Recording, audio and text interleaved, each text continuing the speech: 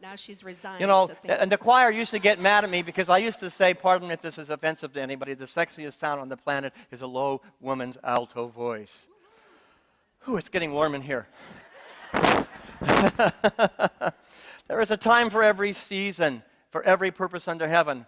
I want you to consider today, what if everything that you've ever been through, everything you're going through right now, every circumstance of your relationship, good, bad, or otherwise, had a purpose, and that you used it for a divine purpose. Nothing was an accident. We talk about divine appointments. Everything in your life is a divine appointment that you have brought into your experience to teach you something, to learn something, to grow from. Now, it's easier said than done. It's easy to sit here in these chairs and have that kind of mindset until we go out there and go, oh, there they are again. Oh, my teacher. My teacher. We're going to talk about everything being in perfect divine order today. And I want to start with a quote from one of our co-founders, Charles Fillmore, who had this to say. Please read this with me. The only power in time is what man imports to it. When man gets into the understanding of the absolute, he takes his freedom from all bondage of time and declares that time shall no longer enter in the substance of his mind, body, or affairs. Now, Fillmore used a bit archaic language. Women, you're not off the hook, because you're held in bondage to time as well. Just as the he, so does the she. Just as the him, so is the her, because it's talking about humanity. How many people have noticed that our humanity is kind of a little bit ruled by the clock? We kind of let the calendars run our lives, and our well-being depends on what the calendar looks like. Sometimes, guilty as charged, it is the clock, the tick, tick, tick, tick, tick of the clock that is ruling whether I am anxious or whether I am a beautiful minister of peace and joy and light and love. Oh, and don't tell me, don't shake your head no, because I see you. If I run 2 minutes late in the service, you are ruled by the clock.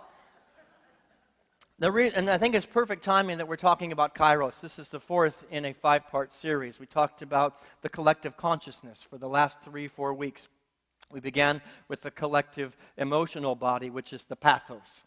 And now we're running energy and tapes as a collective humanity at an emotional level.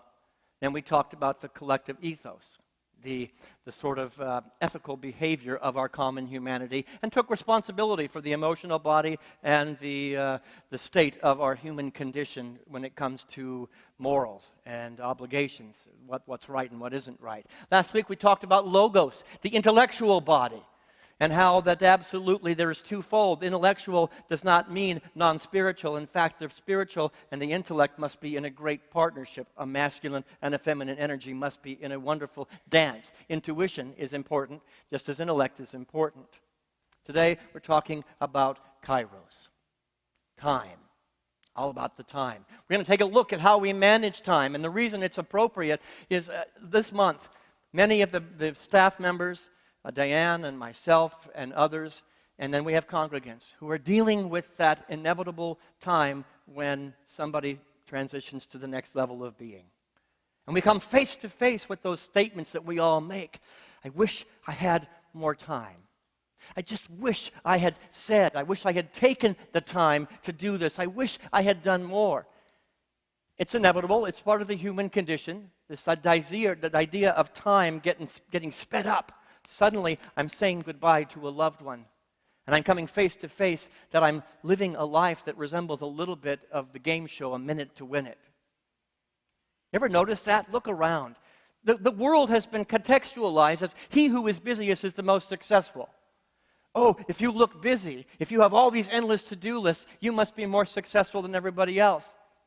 And that's an illusion that we are operating under. I have to tell you, I have found the people who are suffering the most on the planet are the ones that have forgotten to enjoy the moment and that are so busy that they're taking care of tasks. Minute to win it, got to get it done, got to get it done, tick, tick, tick, the clock is going, and they're miserable. And they go to bed each night just to get a few winks of sleep so they can get up the next day and do it all over again. I love to watch the birds in my yard, and I think sometimes the human race resembles the birds at the feeder. You ever see them? And they're so desperate. Look at hummingbirds. I've got to get the sugar. I've got to get the sweet. I've got to get the sugar. I've got to get the sweet. I've got to suck the life out of there because somebody else is going to get it. It's silly. We laugh, and it's, oh, the birds are doing it. You are a bird, I am a hummingbird. And I tell you, the staff will tell you, sometimes I look like a hummingbird. And I'm acting like a hummingbird. And I came face to face this week with how I am living my life like a bird in a minute to win it. But things get dropped. I'm so busy, get so much done. Boy, at the end of the day, I feel so good in my Virgo-ness to go, check, check, check, check, check. And then realize at the end of the day, when I put my head down on the pillow, I wasn't present to anybody. Not a good thing for a minister. But it's a danger of the profession. What am I called to do? Be mindful. Be awake. Pay attention. Time is our greatest asset, and how we manage it is vitally important to whether we're going to create heaven on earth or hell on earth. Plain and simple. And guess who's responsible? You are. So the Greeks have two words to explain the different dimensions of time: Kairos and Chronos. Chronos is clock time.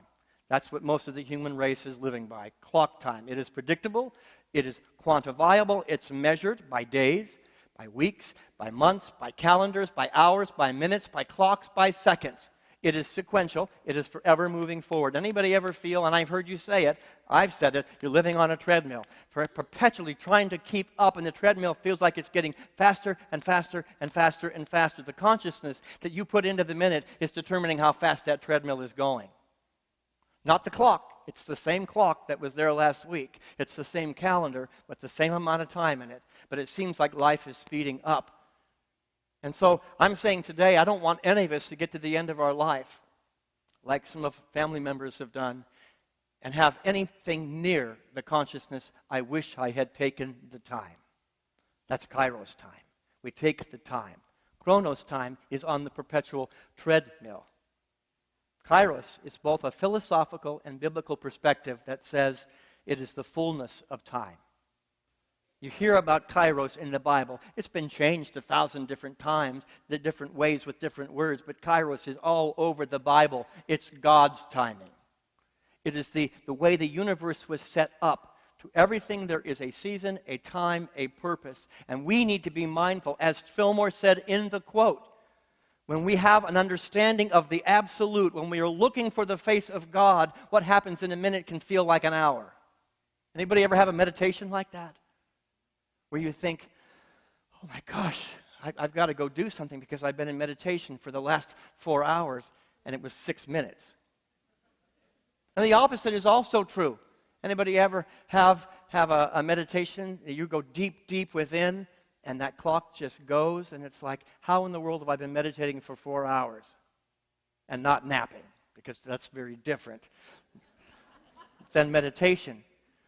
It's a symbol that something is possible within this realm of time, and we call that Kairos. It is the absolute awareness of the fullness where the clock stops, the calendar stops, and God emerges. You see, Kairos time is measured in terms of quality, not quantity. And so the question I want to ask you all today is, rather than counting the minutes in your life, how are you making every minute of your life count?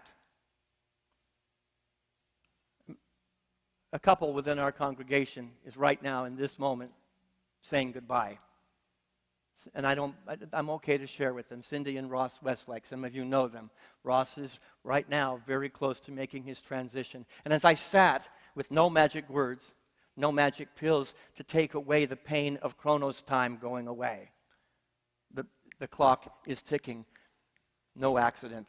We lived in Kairos time, and I saw in eternity as Ross and Cindy connected with each other and looked into each other's eyes, beyond words, beyond a concern about how much time he had left, and there was magic.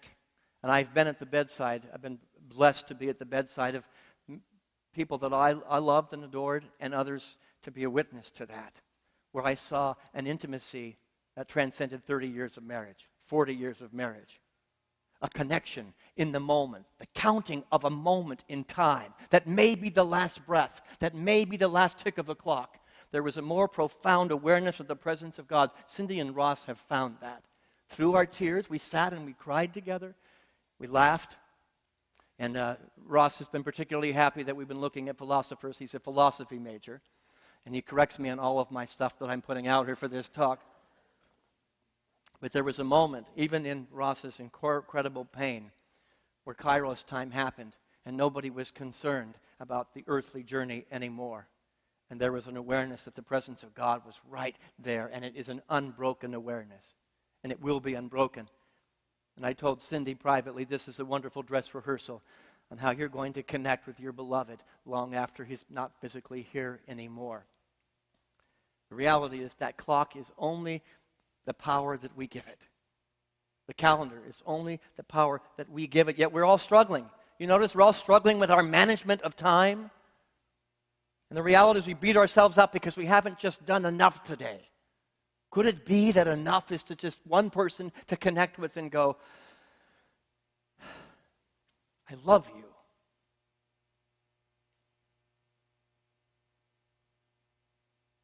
Wouldn't that be enough? No. You've got to get more done. You've got to go to work. You've got to get a paycheck so you can buy a house, so you can buy a car, so you can do more, so everyone can know how successful you are driving that car. Look at how busy he is. He's getting so much done. Look at how busy he is. I have compassion for him that he's forgotten to just stop and breathe and go, I love you. That's Kairos versus Chronos. Anybody else ever say, well, everything will be fine when I arrive at here? Everything will be good in my life once this is done. And the reality is that is forever pushing away the kingdom of heaven that we desire, because your consciousness says, I can't have it till this happens. I can't have it, so the next minute will be better than the one I'm in. The next minute will be just a little bit better than the one I'm in. And I'm saying that's a perpetual state of hell. Plain and simple. And I would love to say that we are immune to it. Did you ever notice that in New Thought churches, here at Unity, we do two of my favorite words, transformation, transcendence. We love those words in spiritual circles. And I want you to consider today that those two words are just another example of Chronos time, of suffering. I will be enlightened when this happens. When I read this book or I do this workshop, I will be transformed. I will be transformed inwardly when everything changes on the outside and you all show up the way you're supposed to. Or when I have that epiphany, then suddenly I will know the presence of God like I've never known the presence of God before. The reality is that's putting the clock. That's putting a time frame on a moment of awakening that can happen right here, right now.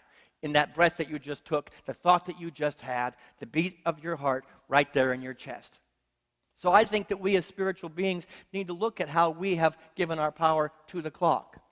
Transformation is a now experience. Transcendence is a now experience. And I like to go to the world of science just to prove my spiritual ideas and theology. And I have a number of scientists that hold me accountable to make sure it is good science. I think I found some good science from the land of physicists. This is what I just compiled of several different ideas.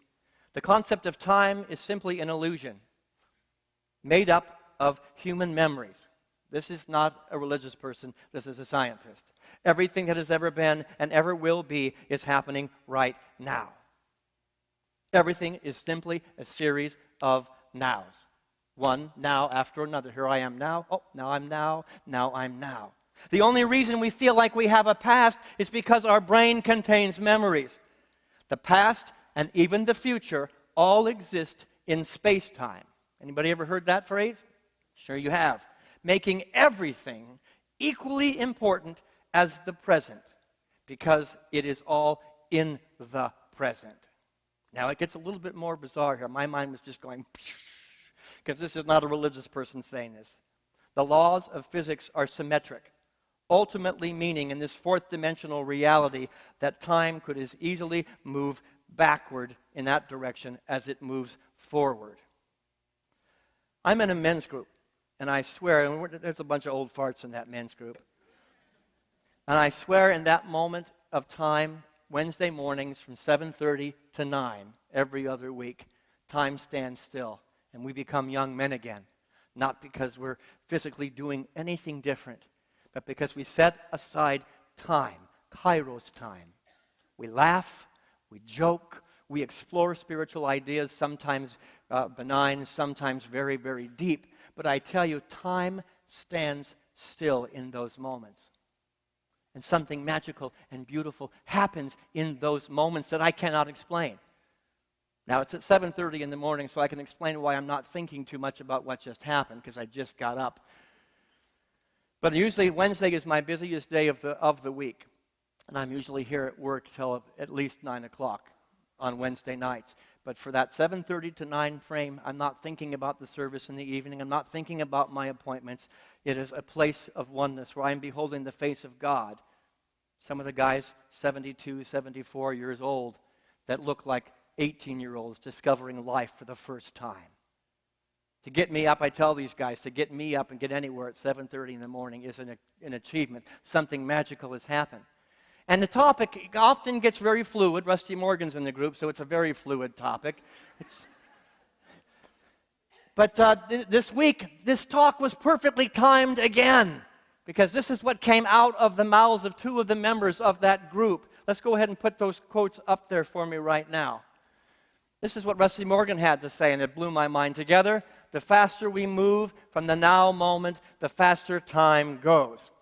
You know, we talk about in unity all the time that the only place that God exists, the only place love exists is right now. Science just showed me that's the only place it does exist, because everything is in the now.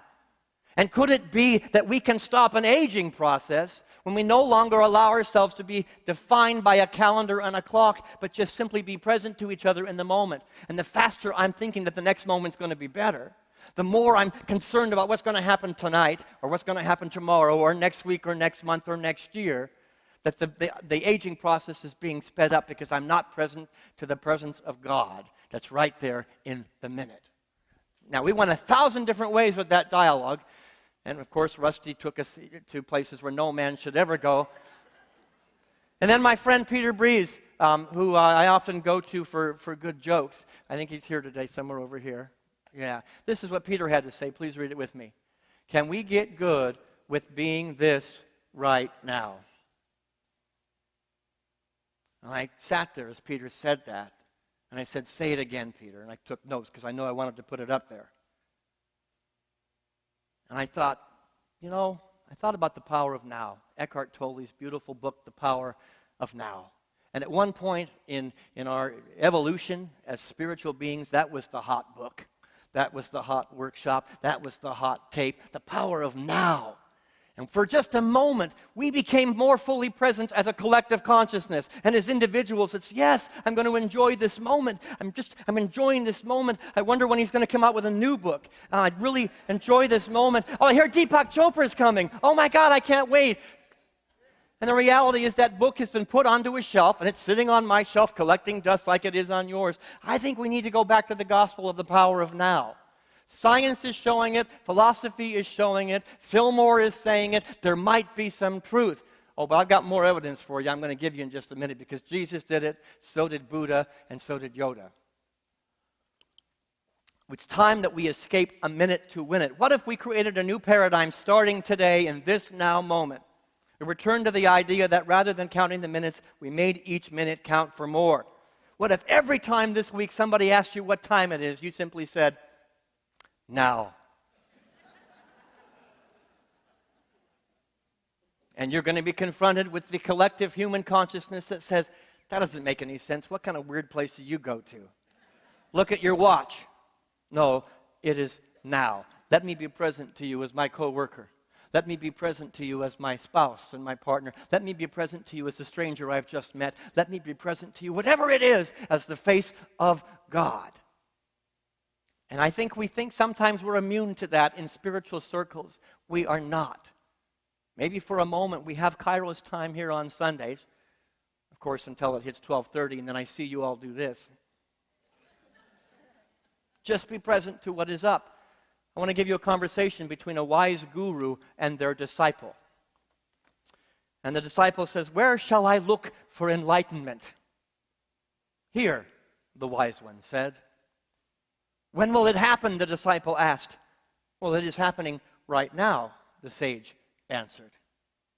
Then why don't I experience it? Because you don't look, the teacher replied. What shall I look for? Nothing. Just look. Look at what? at anything your eyes light on. But must I look in a special way? Right? Resemble the spiritual seeker? Special posture, special words, special prayers, special eyes, special ears. No, the teacher replied, the ordinary way will do just fine. But I don't always look the ordinary way. No, you don't. Why is that? Why ever not? And the teacher replied, because to look, you must be here. And you are mostly somewhere else. Sounds a lot like my friend Peter Breeze. Can we get good with being this? Here? Now?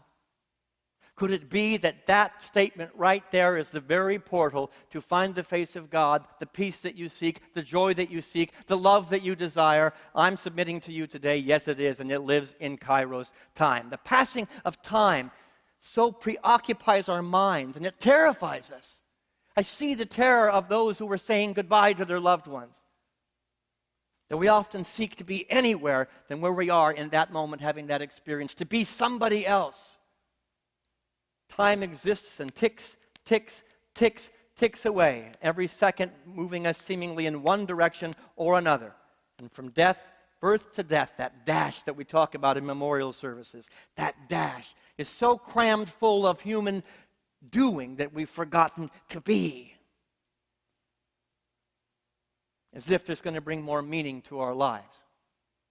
Oh, I've got to go get more meaning. I've got to make my life mean something great. We are meaning-making machines, and the human ego wants to make everything mean something. Recognize it? It seems to be a collective mindset that's drowning in a world of chronos. And I'm saying meaning isn't about how long you have on this planet. We're all going to pass. That's one thing I say to those who are passing. All the great sages and prophets and teachers have one thing in common. They left the earthly existence. We're not meant to be here forever.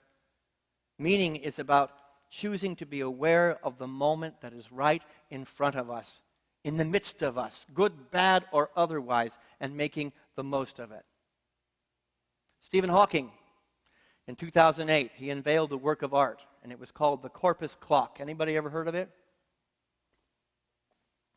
The Corpus Clock is really more of a work of art by an artist named John Taylor than it is a clock.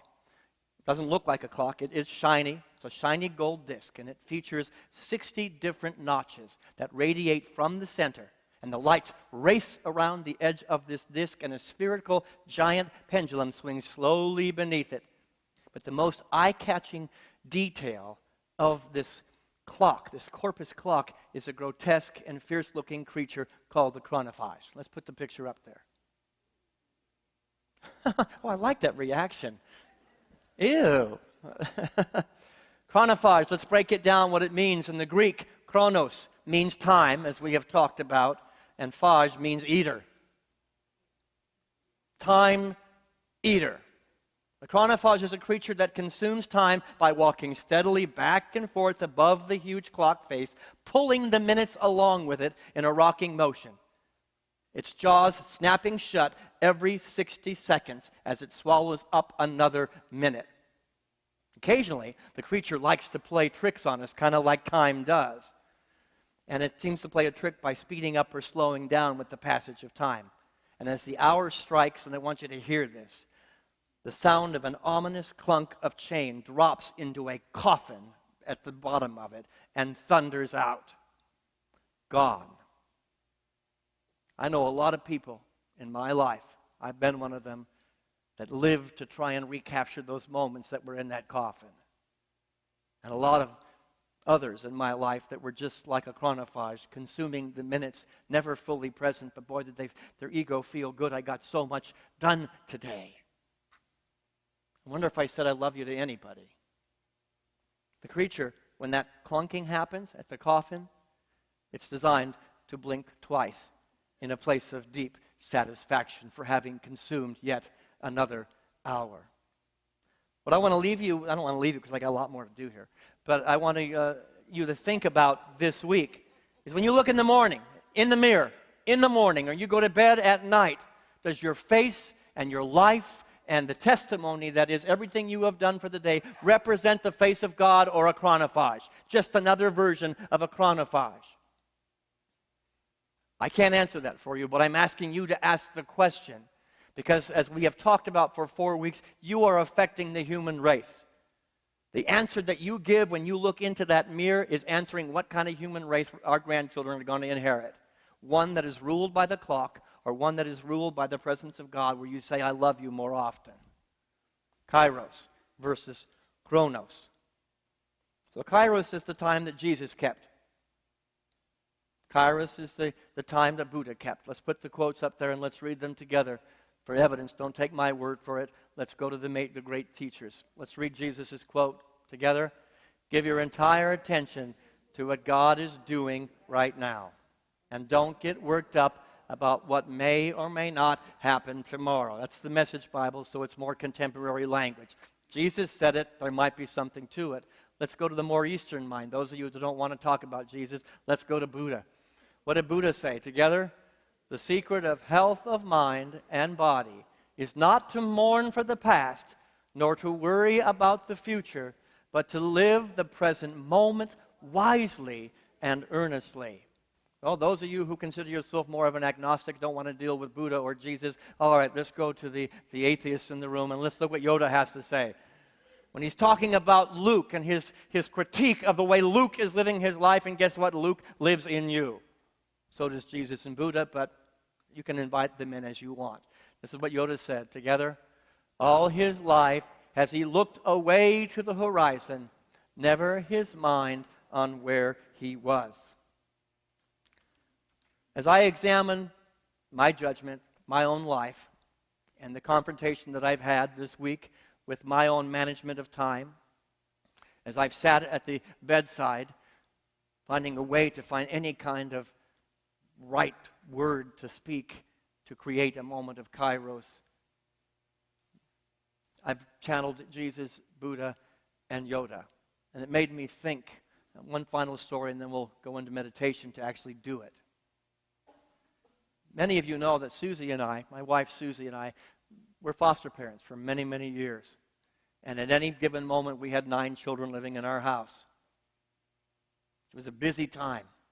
And I worked for a church at the time we were doing the group home. And I had lots of obligations to get over the hill, which was, by the way, the church was about 50 minutes on a good day, an hour on a bad day, over a long, windy road.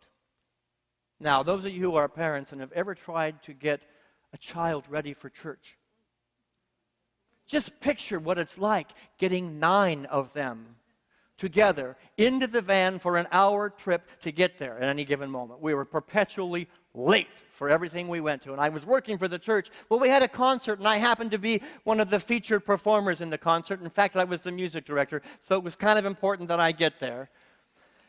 9 kids that did not want to go to church, getting them ready. We were way, way late. We started in our hill that we made the trip at least 3 times a week. We made that trip up to the top of that hill, and one of the kids yelled, Adam, our son Adam, said, stop the van. I was in Chronos time going, I cannot believe he's going to throw up right now. It was known to happen with 9 kids in a van on this kind of a road. I can't believe it. We're going to miss the whole concert. I'm going to miss it completely. And he said, stop the van. And at the top of that mountain, the Santa Cruz Valley in California always had a nice mist over it, a fog. It was so beautiful. And he said, stop. Look at that moon. And 9 children and 2 adults stopped time. How many saw the beautiful moon at the spring equinox this year? It pales in comparison to the moon that we saw.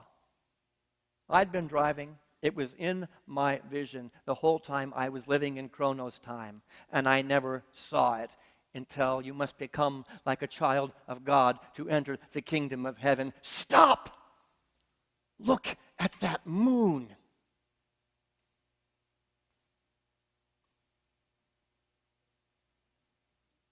Kairos happened.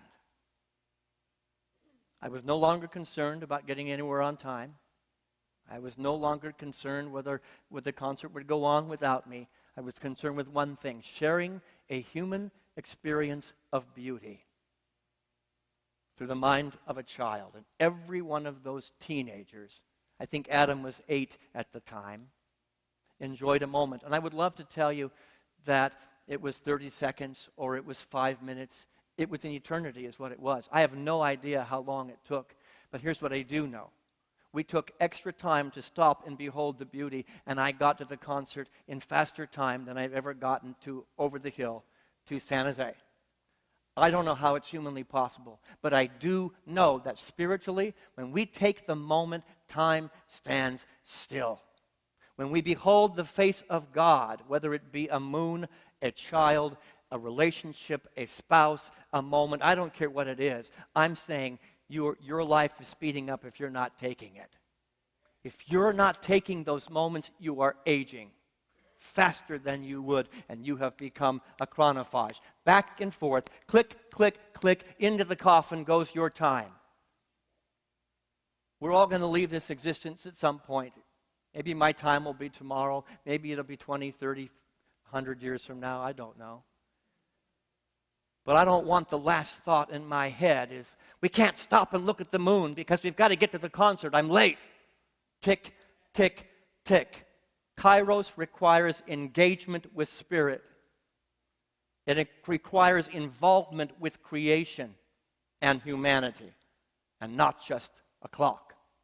Kairos requires an intentional participation in the beauty of every moment. Take a moment in this silence to just look around at the beautiful face of God that's around you right now.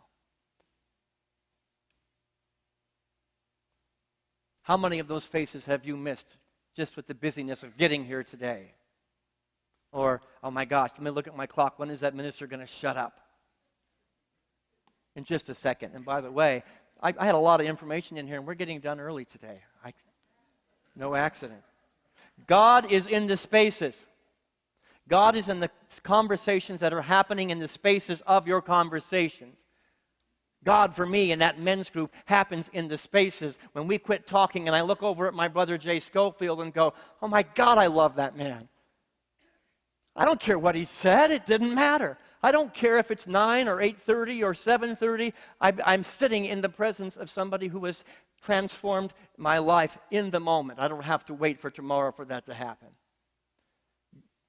Kairos is the relationship that exists in the spaces between the clicks of the clock, the lines on the calendar. It's where the magic and the mystery dwells. It's where time stands still. And as Fillmore said, it is the place where you will be free from the bondage of any time whatsoever. And so the question I want to leave you with as we go into meditation is, can we get good with being this? Here, now. That's the question the universe is asking, and I don't care if it came from Peter Breeze's mouth, or it came from Jesus or Yoda's mouth, or my mouth, or you just had a thought when you stood in front of the mirror tomorrow and went, I will not be a chronophage. Today, I will be the presence of God. We're going to give you a chance to do that right now. Take a breath. We're going to sing a song. Be present to the song, to the energy of the lyrics, to the energy of the music. Be present to the energies of the people around you. What if I told you this meditation was going to be an hour and a half long? Oh, there was panic in the room. You just thought about lunch. You just thought about the job. Pull yourself back to Kairos. Whether this meditation is an hour and a half or 30 seconds makes no difference. The difference is made in you following the vision of what you know to be true in an hour, a week, a lifetime, a year, or the blink of an eye.